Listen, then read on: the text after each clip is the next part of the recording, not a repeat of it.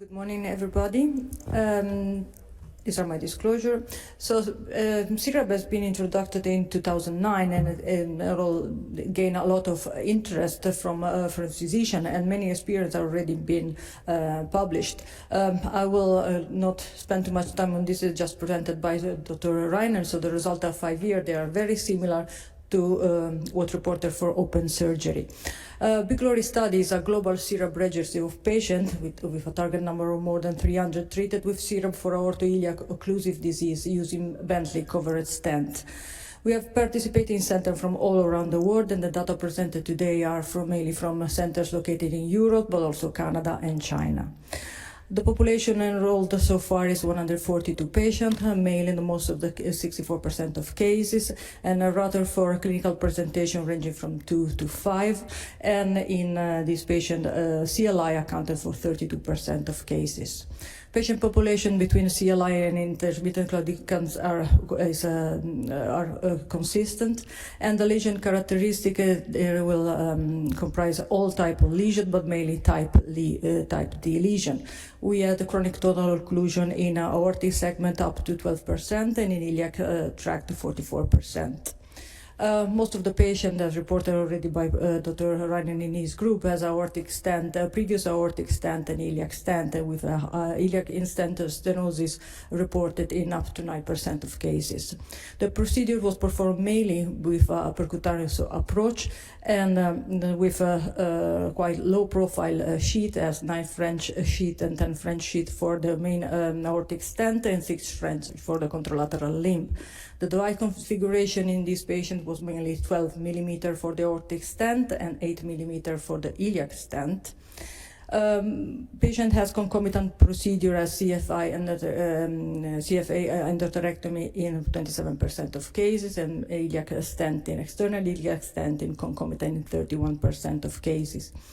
About the early outcome, there was a technical success of 99% of patients in the claudication group and 100% in CLI group. There was an intraprocedural vascular complication. One aortic rupture that was covered immediately with the deployment of a bigger aortic stent.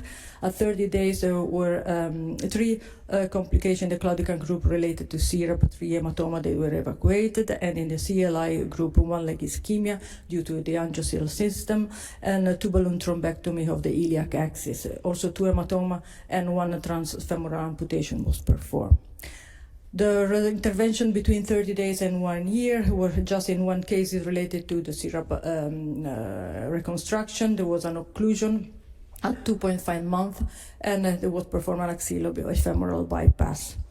The intervention more than 1 year, there were very few, actually 14 were reported, and 3 were related to the Cerab. So there was an acute total infrarenal aorta and bilateral iliac thrombosis at 2.5 years post the Cerab implantation. There was a compression, a kinking of an iliac stent, and a thrombosed Cerab. What about the follow-up? The mean follow-up at the moment is 2.5 years, between 3 months and 6 years. The patient with a follow-up longer than 1 year, they are 110. And mainly claudicants, the 1 year mortality is 5%, the primary PET is in 96%, same for assisted primary PET and secondary PET is on 99%.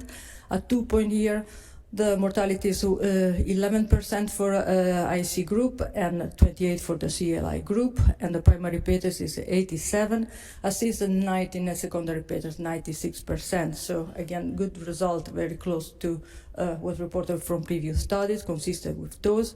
And the primary PETs, if we compare IC group versus CLI, see there are significant primary PETs, increase of primary PETs for claudication, for patients with claudication. Improvement in the clinical in symptoms was reported in most part of the patient, of course, with a better outcome for a claudicant patient. So we can say that Cerab, according to what already published and also from this preliminary data, is a safe and effective procedure for complex aortoiliac occlusive disease, And of course, randomized control trial, as the one ongoing in UK, are needed for the comparability and durability of the result. We need a multi-center collaboration, such as this one, for durability and optimal technique. We need to have a standardized reporting what is performed on this patient, and of course, maybe soon an adoption in guidelines. Thank you.